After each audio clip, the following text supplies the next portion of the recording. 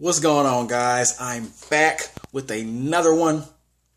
Yesterday, I watched a movie called The Wolf of Snow Hollow, starring Jim Cummings, Robert Forster, and Ricky Lindholm. First of all, R.I.P. to Robert Forster, man. I had no idea he passed away last year, October. So this movie was made, obviously last year, and now they're just releasing it. Had no idea about any of that. Robert Forster has been in numerous movies. Some movies you probably didn't even realize he was even in or remembered, but he was there. He was there. And I can't name off the top any movies that I've seen him in. I know I've seen him in a lot of movies. They will be on the side screens, going on back and forth.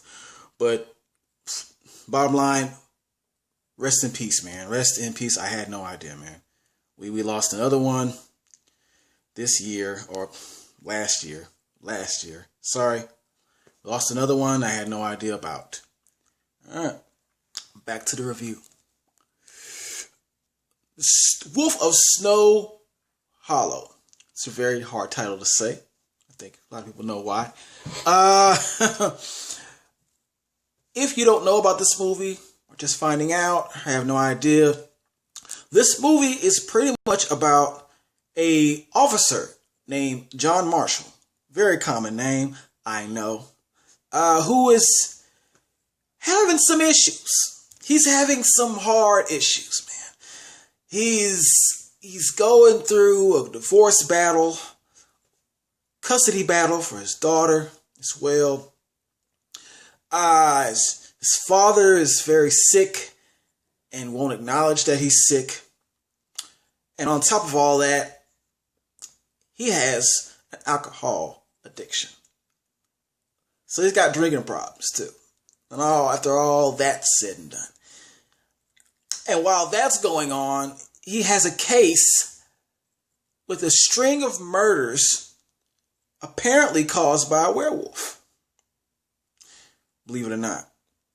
And this is just a little much for him to take. Alright? Just a little much. And then that within explains the movie thereon throughout. Now, positives. I liked the dark humor in this movie. It's definitely a dark comedy. Horror / whatever you want to call it. I would say more of a thriller than a horror, but I cannot say why. But I can tell you that the humor is dead on. This guy in particular, I've never seen Jim Cummings in any other movie, I don't think. Not the lead role, probably. But his humor is unique. It's very unique. His delivery is sort of like he's a very nervous guy. He's a very nervous guy. And he lashes out sometimes, man. Maybe that's just his character, or I'm not sure if that's going to be his humor within every character he plays. But it is in this movie, and it works. It works, man. It works with, his personality and how he acts. So, I really appreciated that. It carried the movie, at least, because the outbursts were just unexpected. The man was a ticking time bomb with all the problems he was going through. So you had to expect at least that he's a ticking time bomb. Okay. Another thing I liked about this movie, I like how it touched on just what it is to deal with so much responsibility. So much responsibility when you're one of the head officers, or you're trying to become a sheriff, because his dad was the head sheriff, I think. And the son was next in line, of course. But really all the responsibilities was put on him. And then you're going through family issues. You're fighting your own demons. And then, you have the marriage that didn't work. and a child to take care of. A teenager, but, still a child, really. All this going on. And so you're bound to blow up. You're bound to blow up, explode. You're bound to just go crazy at some point. And I liked how they painted that picture very well. They illustrated that picture very well of what really happens with all that floating in the air. All right, like that. Now, negatives. That's the same reason that I did not like some of the stuff that went on in the movie, some of the choices that were made, because a man going through all this, you just don't understand how many times I screamed at my tablet. Take this man off the case. Take him off the case, man. He going through all this crap. Why are you still have this man on the case? Put somebody else in his partner. His partner could have just taken over from there. Okay, we would have understood. We'd have completely understood the situation. This man is not stable. Okay, let him go home. Let him go home. Don't fire him, but just let him go home and chill for a minute. This man is not. He's not capable of solving this case. All right, he's not capable. And I just didn't understand why they did that. I don't know if it was for humor purposes or what, but that part really didn't humor me. It irritated me that he had to still handle the case. It just made any sense.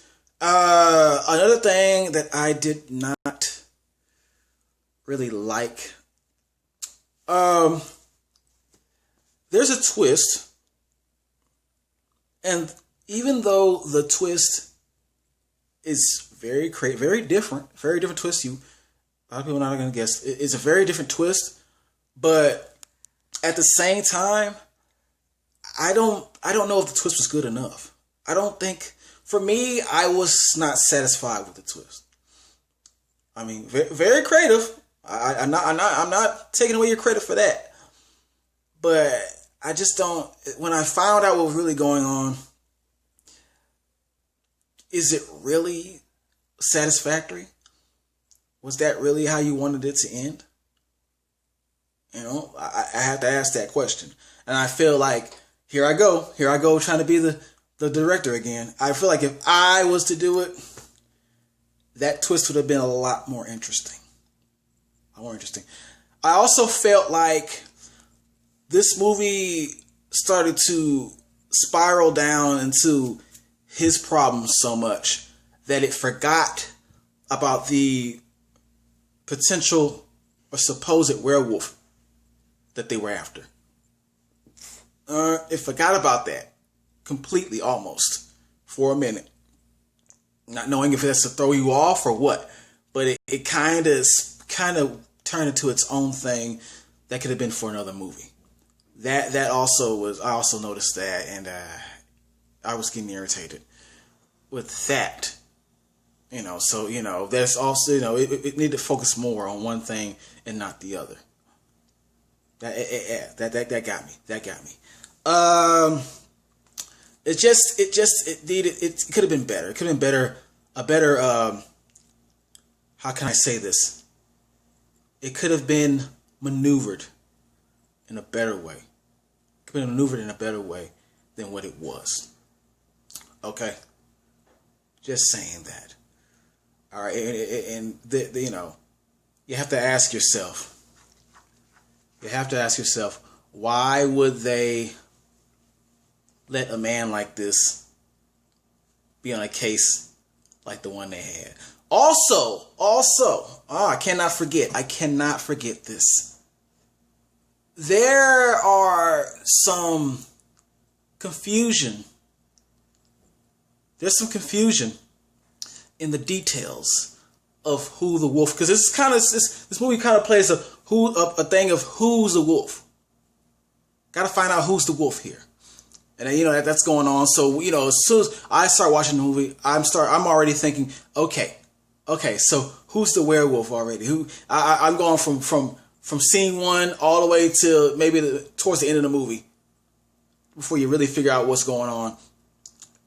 Who could be the wolf? You're playing your own kind of clue game here. You're being a detective already when you're watching the movie, and some details get mixed up and very confusing, and it doesn't make any sense. I get it for the most part. I can't say what actually happened, of course, but once it's revealed, some things still don't add up. And it's a little iffy, man. It's a little iffy. So I have to give this movie an I. Yes, I, man. It didn't actually make the I cool. Because there was just too much to put into consideration here. It lost some points with a lot of things, man. But it had potential to be a really good movie if things would have went a certain way at the end. If things would have went a certain way, it wouldn't have been such a lackluster. It lacked a incredible climax. Okay, that to me, that's just my opinion. Now I saw potential, but it wasn't executed as well as it could have been. All right, go to like, share, subscribe, and I'm out.